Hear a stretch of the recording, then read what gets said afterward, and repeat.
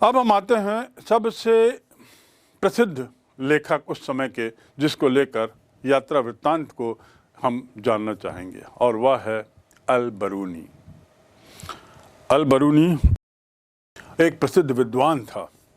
उसने तहकीक हिंद लिखी। तहकीक हिंद उसकी पुस्तक का नाम है। उसी प्रकार उसकी जो पुस्तक है उसमें तहकीक हिंद में जो उसने विवरण लिखा है, उसके पहले भी अरब के लोगों के द्वारा भारत पर रुचि ली जाती रही थी। और हम 8वीं शताब्दी के आसपास भी हमको ऐसे उदाहरण मिलते हैं जिसमें अरब के लोगों ने भारत पर काफ़ी कुछ लिखा। अंतर यही है कि इसका वर्णन काफ़ी विस्तृत है। ये जो अल बरूनी है, इसका असली नाम था अल बरूनी का असली नाम था अबू रिहम। और अबू रिहम की जो पुस्तक थी, वास्तव में वह पुस्तक, उसका नाम कुछ और था, किताब उल हिंद।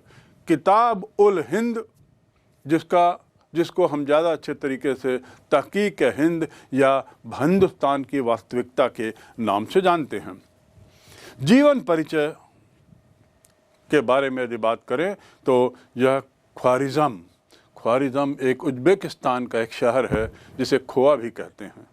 वहाँ इसका जन्म हुआ था, उज़्बेकिस्तान में। और ये यहाँ कैसे पहुँचा, ये बड़ा रुचिकर है। उस समय गजनी के फ़ौज के साथ जो युद्ध हुआ उसमें यह बंदी बना लिया गया। ये करीब 1017 की बात है। और उसके बाद बंदी बनाने का परिणाम ये हुआ कि उसे बंदी बनाकर महमूद गजनी ले आया। और वहाँ से शुरू हुई उसका भारत यात्रा, और वहाँ से शुरू हुआ अल बरूनी का भारत के प्रति प्रेम। वह भारत से इतना ज़्यादा प्रेम करने लगा कि मृत्यु पर्यंत वह यहीं रहा। यानी 1048 में जब उसकी मृत्यु हुई, तब वो भारत में उसकी मृत्यु हुई थी। गजनी के बाद उसके पुत्र मसूद ने भी उसे शाही संरक्षण दिया, क्योंकि वह स्वयं इतना विद्वान था कि राजाओं के लिए एक दरबार में रहना उन राजाओं के लिए एक बड़ी गरिमा की बात थी। और इस प्रकार मसूद ने भी उसे अपना शाही संरक्षण दिया और उसका बाकायदा सम्मान किया। उस दौरान उसने एक पुस्तक लिखी, कैनन मैसूडिकस। कैनन मैसूडिकस स्वयं में एक बड़ी प्रसिद्ध पुस्तक थी, जिसमें तत्कालीन समाज का उसने वर्णन किया है और ज्योतिष शास्त्र। उस पुस्तक में उसने पंडितों की मदद से, पुरोहितों की मदद से, अन्य विद्वानों की मदद से धर्म, दर्शन, ज्योतिष विज्ञान आदि पर उसने उस पर विस्तार से लिखा। यह पुस्तक भी उसकी बड़ी प्रसिद्ध हुई। लेकिन अल बरूनी को सर्वाधिक प्रसिद्धि उसकी पुस्तक तहकीक हिंद के लिए है, जिसका अनुवाद है, जिसका अर्थ है हिंदुस्तान की वास्तविकता। अल बरूनी स्वयं दार्शनिक था, गणितज्ञ था, संस्कृत का विद्वान था, फारसी जानता था, और इसके अलावा सीरियाई भाषा भी जानता था, हिब्रू भाषा से भी वाकिफ था। और इसके साथ ही उसे लिखने का बड़ा शौक़ था। गजनी में जब वो भारत आया, तब उसकी रुचि भारत के प्रति जागी और वहाँ से उसने अपनी कलम चलानी शुरू की। भारत के इतिहास का, भारत के तत्कालीन समाज का, भारत की पुस्तकों का, भारत के अन्य विवरणों का उसने गहन अध्ययन किया। और अपना काफ़ी समय उसने ब्राह्मण, पुरोहितों और ऐसे अन्य विद्वानों के साथ गुजारा। और पंजाब से लेके बाकी काफ़ी बड़े क्षेत्र में उसने सतत यात्राएं की, क्योंकि उसका एक शौक़ था, उसका एक पैशन था, जानना उसकी एक इच्छा थी। और अनेक जगह यात्रा की। वह एक बहुत बड़ा भाषा वैज्ञानिक था, भाषा विज्ञान में उसकी बड़ी रुचि थी, इसलिए बड़ा सफल अनुवादक था। अल बरूनी ने जहाँ कुछ अरब की पुस्तकें, यूनानी पुस्तकों को संस्कृत में अनुवाद किया ताकि उसके भारतीय सहयोगी उन पुस्तकों का आनंद ले सकें, जैसे यूक्लिड एक बहुत प्रसिद्ध पुस्तक है जिसका उसने संस्कृत में अनुवाद किया भारतीयों के लिए। उसी प्रकार उसने संस्कृत के कुछ पुस्तकों का अरबी में अनुवाद किया, जैसे पतंजलि के व्याकरण, पतंजलि की जो व्याकरण की पुस्तक है उसका उसने अरबी में अनुवाद किया ताकि वहाँ के लोगों को इस पुस्तक की जानकारी मिल सके, उसका अध्ययन कर सकें। भारतीयों के लिए यूनानी पुस्तक जैसे यूक्लिड का किया, ये बात तय है कि उसके लेख लिखने के पूर्व ही भारत के बारे में, जैसा मैंने बताया, अरब लोगों ने लिखना शुरू कर दिया था। भारतीयों को अरब की जानकारी, अरबों को भारतीयों की जानकारी एक दूसरे की थी। लेकिन अल बरूनी के पहले जो पुस्तकें लिखी गई उसमें भारत के अंदर का विशिष्ट विवरण उतना नहीं था जितना अल बरूनी ने लिखा। यद्यपि उसके पहले के जो यात्रा वृत्तांत हैं वे सहारा मरुभूमि से लेकर वोल्गा नदी तक हैं, काफ़ी बड़ा क्षेत्र कवर करते हैं, काफ़ी बड़े क्षेत्र में के लिए यात्रा वृत्तांत पुराने लिखे गए। लेकिन अल बरूनी का यात्रा वृत्तांत भारत तक सीमित था और 1500 तक भारत में कुछ ही लोग शायद अल बरूनी की पुस्तक पढ़े होंगे, उसके बारे में जाने होंगे, उसकी महत्ता को समझे होंगे। लेकिन उससे पूर्व वह अरब देश में काफ़ी लोगों ने उसकी पुस्तक को पढ़ा और भारत को बेहतर जाना। कई पुस्तकें उसने भारत पर लिखी। उन कई पुस्तकों में से एक जो पुस्तक है उसका जिक्र यही कर रहे हैं, जिसके आधार पर हम आगे पढ़ेंगे, तहकीक हिंद। और उसकी मृत्यु 1048 में हुई, गजनी में ही। और वह एक महान विद्वान था और बहुत उच्च स्थान भारत के इतिहास में उसको मिलता है, क्योंकि उसके यात्रा वृत्तांत हमें मध्यकालीन इतिहास को बनाने में बहुत मदद करते हैं। यह जानने के बाद कि कैसे अल बरूनी एक बंदी के रूप में गजनी द्वारा भारत लाया गया और कैसे फिर उसके बाद कालांतर में उसे भारत से विशेष प्रेम हो गया, उसके बाद कैसे उसने एक के बाद एक पुस्तकें लिखी, और जिसमें एक होलका नाम की एक पुस्तक भी थी जिसमें उसने दर्शन शास्त्र, भारत का धर्म, भारत के विभिन्न परंपराओं आदि का विस्तृत से वर्णन किया है, जो अरबों के लिए, अरब वासियों के लिए बहुत महत्वपूर्ण थी। तत्पश्चात उसने जो पुस्तक लिखी, सबसे प्रसिद्ध पुस्तक जैसा मैंने पूर्व में बताया, किताबुल हिंद, उसकी भारत पे लिखी गई, हिंदुस्तान पर लिखी गई पुस्तकों में यह सबसे प्रसिद्ध पुस्तक है, जिसे दूसरा नाम देते हैं तहकीक हिंद। ये 80 अध्याय इसमें हैं और दर्शन, धर्म, समाज, गणित, त्योहार, रीति रिवाज, जाति प्रथा, कानून, मूर्ति कला और आदि माप तंत्र, माप तौल आदि पर विस्तार से इसमें इसका जिक्र किया है। यानी सबका उसने यहाँ पर अध्ययन किया, समझा और उसके बाद इसको पुस्तकाकार रूप में दिया। संभवतः ये जो लिखा है उसने, ये जो पूरी जानकारी है, वह इस उपमहाद्वीप के सीमांतर क्षेत्र में रहने वाले लोगों के लिए उसने लिखा है, ऐसी संभावना लगती है। साथ ही क्योंकि वो अनेक भाषाओं का ज्ञाता था, जिसमें पाली, प्राकृत और संस्कृत भी थी, फारसी और यूनानी, फारसी भाषा तो उसे मालूम थी ही, सीरियाई मालूम थी ही, लेकिन उसके अलावा प्राकृत पाली की जानकारी होने का उसको ये फ़ायदा मिला कि उसने उनके कई पुस्तकों का संस्कृत अनुवाद और संस्कृत और रूपांतरण, अरबी अनुवाद और अरबी रूपांतरण उसने पढ़ा। परिणाम कि वह यहाँ की खगोल विद्या से, यहाँ की चिकित्सा विद्या से और उसके अलावा यहाँ के अन्य परंपराओं से, वैज्ञानिक पद्धतियों से, दंत कथाओं से वाकिफ था। आप कल्पना कर सकते हैं कितना बड़ा विद्वान रहा होगा वह व्यक्ति जो एक कैदी के रूप में यहाँ पहुँचा। इन रचनाओं को जब उसने अरबी इनका अनुवाद पढ़ा तो वह खुश नहीं था, उसकी शैली से खुश नहीं था। उसने आलोचनात्मक टिप्पणी की है और उसने कहा है कि इन शैली का जो विवरण है यह स्पष्ट चित्र नहीं देता है जिस बात के लिए उस समय के तत्कालीन अरब लेखकों ने वहाँ पर जिक्र किया है। प्रारंभ में उसकी जो शैली थी उसने अपनी शैली, एक विशेष शैली अपनाई लिखने की, जिसमें वह हर अध्याय को एक प्रश्न के साथ शुरू करता था। प्रश्न के साथ शुरू करने के बाद उसमें तत्कालीन संस्कृति को, परंपराओं को विस्तृत रूप से लिखता था उस प्रश्न के उत्तर के रूप में, और लिखने के बाद उसका अन्य संस्कृतियों से तुलनात्मक अध्ययन करता है।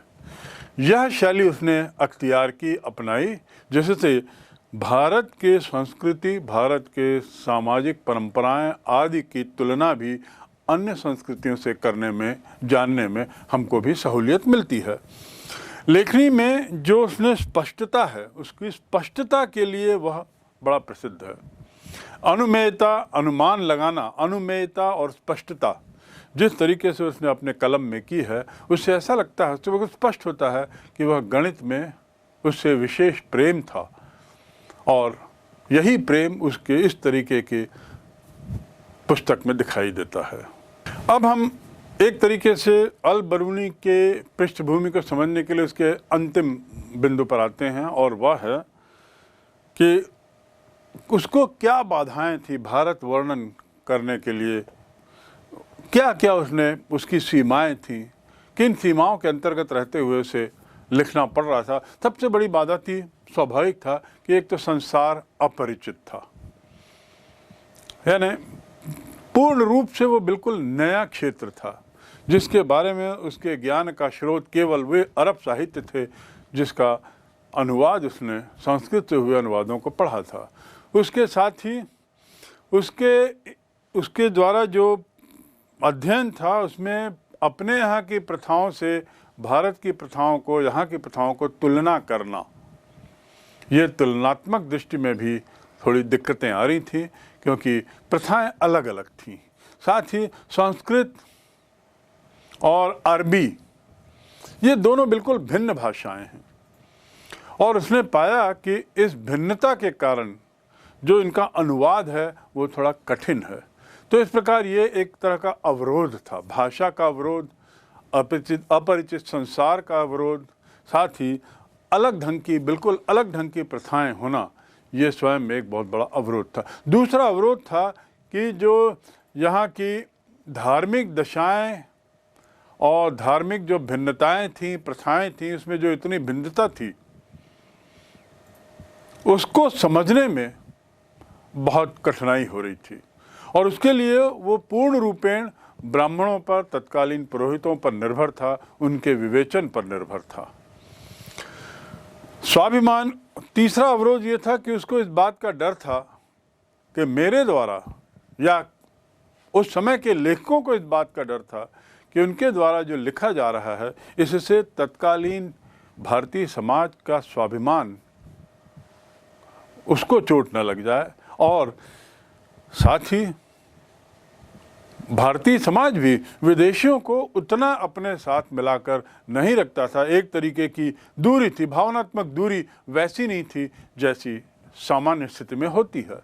तो इन अवरोधों के बावजूद अल बरूनी के द्वारा एक ऐसी पुस्तक लिखा जाना, ऐसा यात्रा वृत्तांत लिखा जाना, जो वास्तव में एक बड़ा ग्रंथ है, ये बहुत उसकी बात है, खुशी की बात है। उल्लेखनीय बात यह है कि इन जो सूचनाओं को एकत्रित किया उसने इस पुस्तक में, ये सूचनाओं की जानकारी, ये सूचनाएं उसने मूल रूप से ब्राह्मणों द्वारा रचित पुस्तकों से ही ली। अन्य ग्रंथों को उसने, अन्य रचित ग्रंथों को, अन्य वर्ग के द्वारा लिखे गए पुस्तकों को उसने हाथ नहीं लगाया, ऐसा माना जाता है।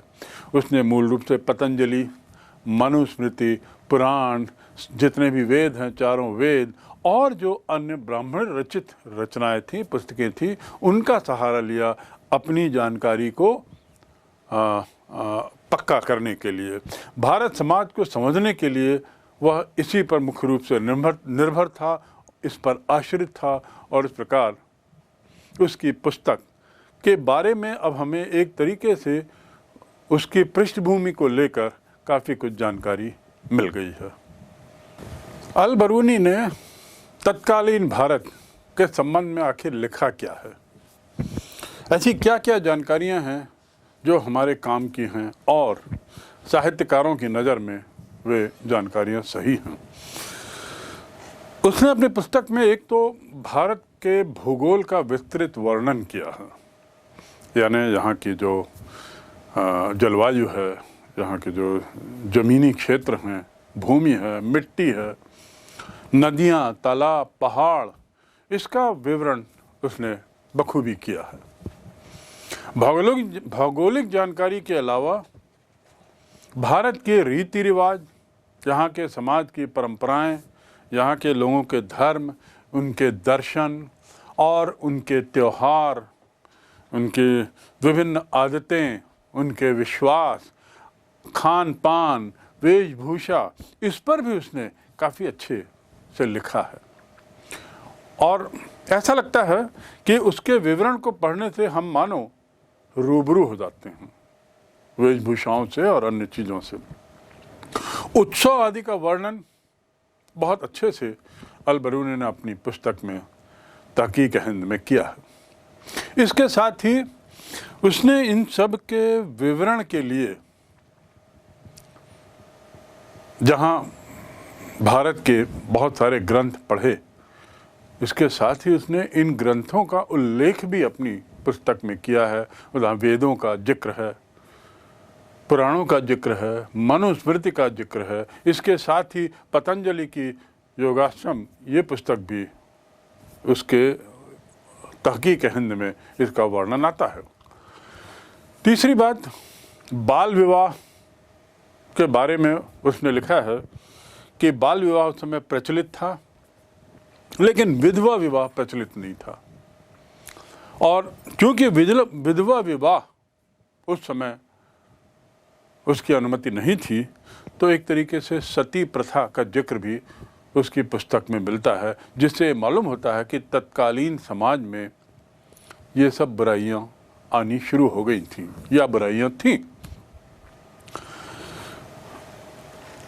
उसने पुस्तक में लिखा है कि भारतीय लोगों की एक बड़ी कमजोरी थी कि वे अपने को ज्ञान में, अपने को धर्म में और अपने को गणित में तथा कुछ अन्य चीज़ों अपने को सर्वश्रेष्ठ मानते थे। उनका स्वाभिमान बहुत था, बहुत स्वाभिमानी थे, अनेक देवी देवताओं को पूजते थे, अनेक देवी देवताओं की पूजा करते थे। इस प्रकार हमें इस तरह की जानकारियाँ अल-बरूनी देते हैं और ये जानकारियाँ पुरातात्विक और अन्य साहित्यिक स्रोतों से भी मिलान करती हैं। भारतीय समाज के बारे में लिखते हुए अल-बरूनी ने लिखा है कि अधिकतर लोग वैष्णव धर्म के अनुयायी थे और विष्णु या उनके दूसरे अवतार नारायण, उसकी पूजा करते थे। वैसे तो अनेक देवी देवताओं की पूजा करते थे। इस विवरण के बाद उसने प्रशासनिक व्यवस्था पे भी अपनी पुस्तक में लगातार टिप्पणी की है। और प्रशासनिक व्यवस्था को लेकर उसका कहना है कि जो न्याय व्यवस्था थी वह बड़ी उदार थी, बड़ी मानवीय थी। यानी कोई मौखिक अपनी शिकायत रखे तो उस पर भी उस समय का जो दरबार था या उस समय की जो न्याय व्यवस्था थी उसमें सुनवाई होती थी और कार्रवाई भी होती थी। साथ ही उसका ये भी कहना था कि ब्राह्मणों को इस मामले में कुछ विशेष सुविधाएं थी, उन्हें मौत की सजा नहीं मिलती थी। मूलतः जो न्याय दिया जाता था उसका आधार होता था गवाही। गवाही के आधार पर न्याय व्यवस्था थी और इस न्याय व्यवस्था में, जैसा मैंने कहा, ब्राह्मणों की स्थिति ऐसी थी कि उन्होंने मौत की सजा, मृत्यु दंड नहीं मिलता था, नहीं दिया जाता था।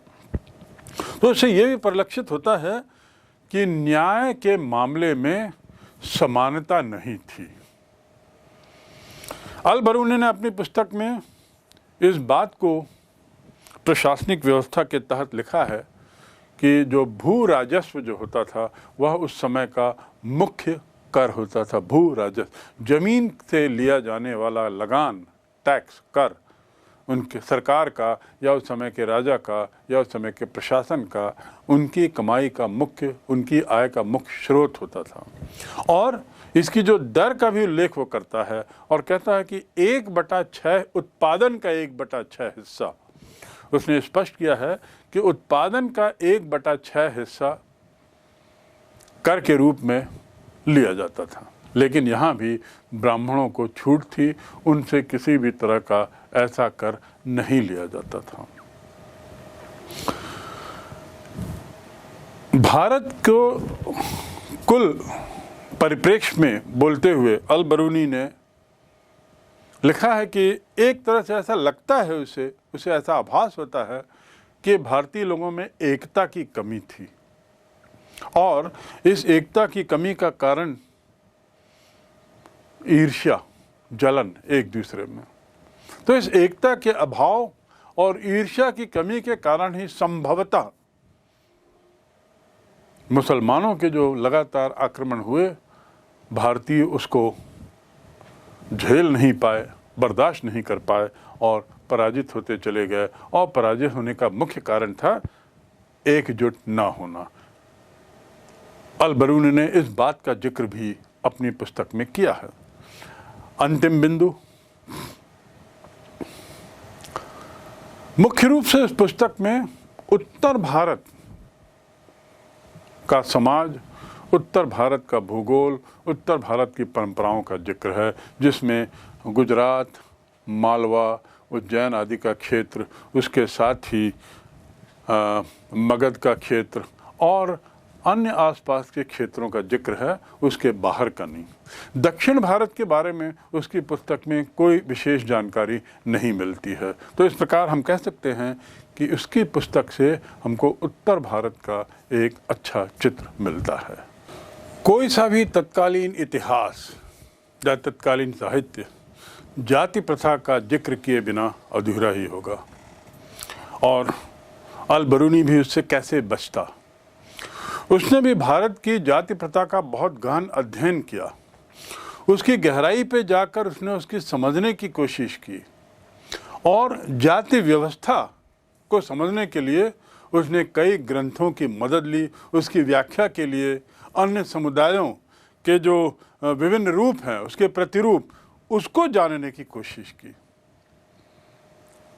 उसने यहाँ तक कि इस बात का भी जिक्र किया कि फारस में जो सामाजिक व्यवस्था है उससे भारत की सामाजिक व्यवस्था काफ़ी कुछ मिलती है। उसके अनुसार घुड़सवार और शासक वर्ग एक, भिक्षु और अनुष्ठापित पुरोहित आदि दूसरा वर्ग, चिकित्सक, खगोल विज्ञान शास्त्री और अन्य वैज्ञानिक तीसरा वर्ग और कृषक और उसके साथ ही शिल्पकार ये चौथा वर्ग। यानी 4 वर्गों में समाज विभाजित था फारस देश में, यूनान में, और वही स्थिति उसने भारत में भी देखी। ये वर्गों का विभाजन क्यों हुआ, कैसे हुआ, इसका भी उसने अध्ययन काफ़ी गहराई से किया है और उस पर विस्तार से अपनी टिप्पणी लिखी है। उसने ये भी स्पष्ट किया कि सामाजिक वर्ग जो है, जैसे फारस में था या भारत में जैसा उसने बताया, उसने यह कहा कि इस्लाम में इस तरह का सामाजिक विभाजन नहीं देखा है, कम से कम उसने नहीं देखा था। और जो असमानता थी, जो विभिन्नता थी, जो समाज में जो इस्लामिक समाज में जो विभिन्नता विद्यमान थी, वह धार्मिक आधार पे थी, सामाजिक आधार पे नहीं।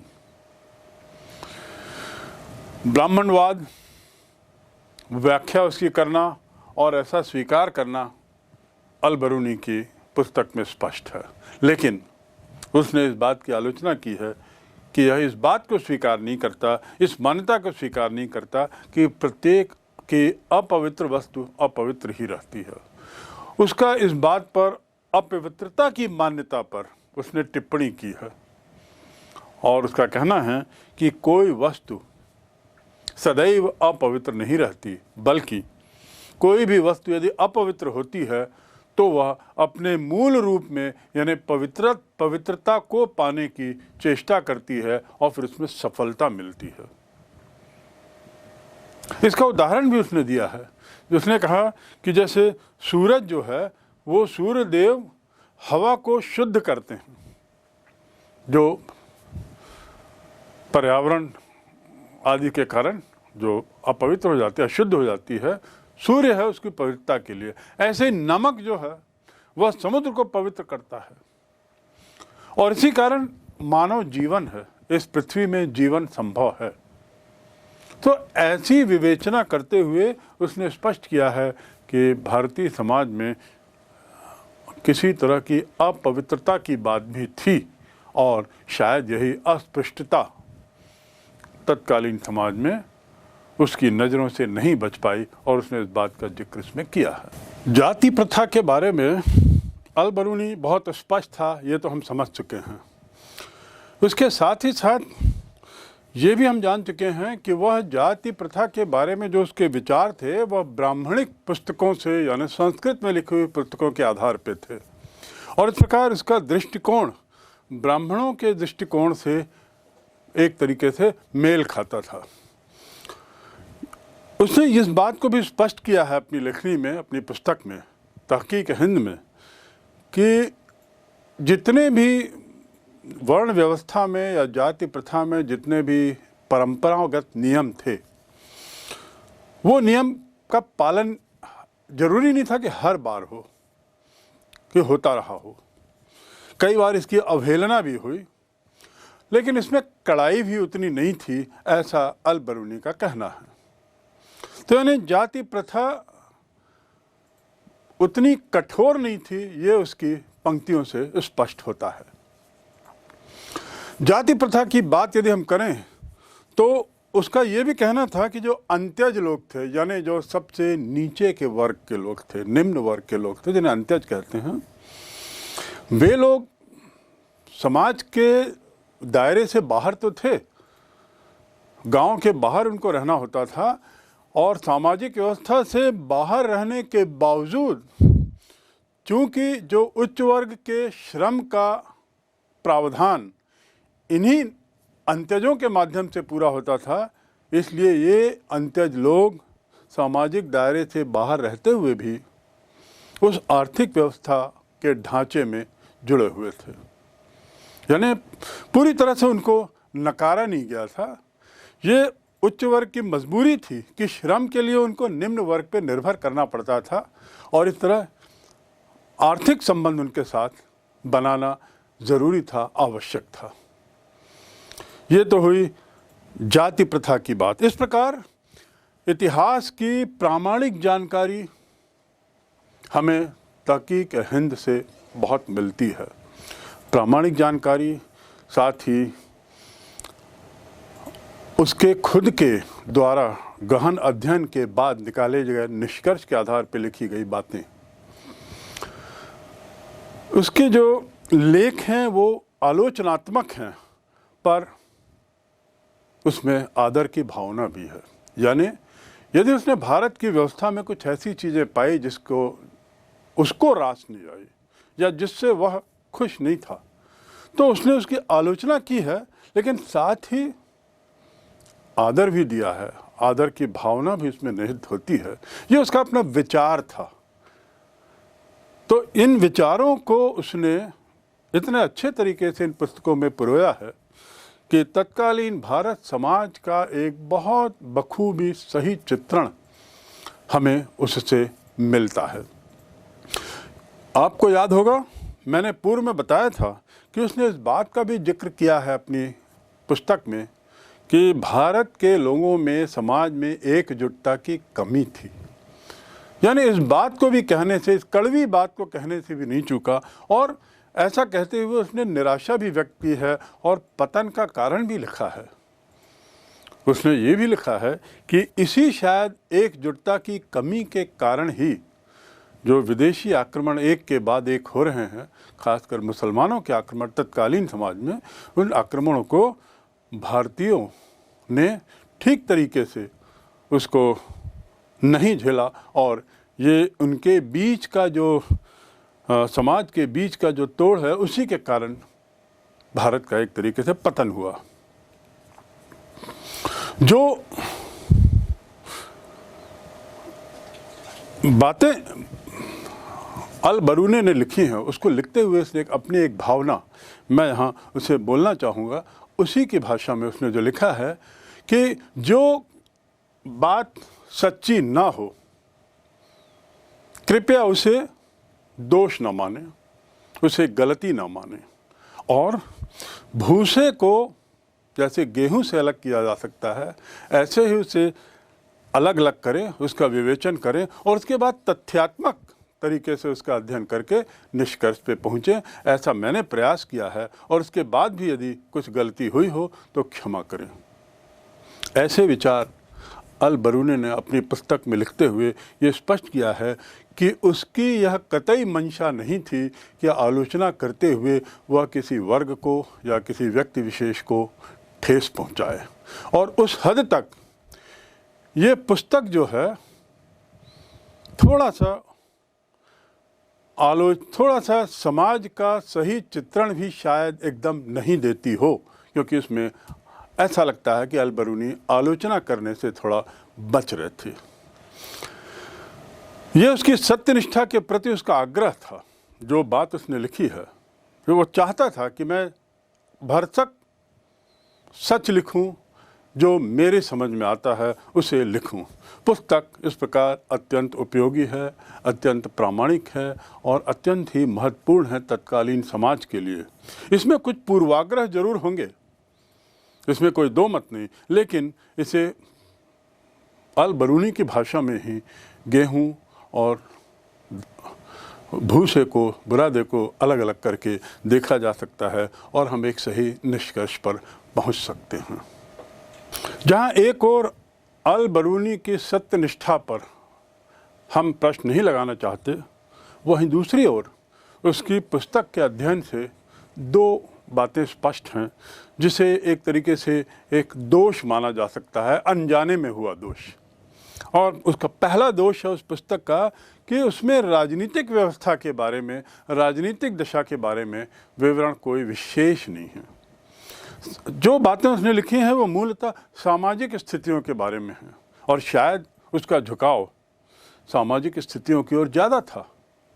पर सच्चाई ये है कि उस पुस्तक में राजनीतिक व्यवस्था के बारे में कोई विशेष प्रकाश हमें नहीं मिलता। दूसरा दोष यदि हम कहें तो वो यह है कि ये जो पुस्तक है ये उसने अपने अनुभव के आधार पे कम बल्कि साहित्यिक ग्रंथों के अध्ययन के आधार पे ज़्यादा लिखी है। और इस प्रकार उसने जो इतनी यात्राएं की और इतने वर्ष जो भारत में रहा, उसके अनुभव का निचोड़ कम दिखता है। तो साहित्यिक ग्रंथों से लिए गए अपने विचारों को उसने इस पुस्तक में स्थान दिया है और इस प्रकार ऐसा लगता है कई बार कि काश वह अपने अनुभवों को भी उसमें डालता, उस पुस्तक में डालता, तो शायद यह पुस्तक और ज़्यादा यथार्थ रहती। ये तो बात हुई तत्कालीन मध्यकालीन भारत को जानने के लिए पहली ग्रंथ के बारे में और उसके रचयिता के बारे में, यानी अल बरूनी।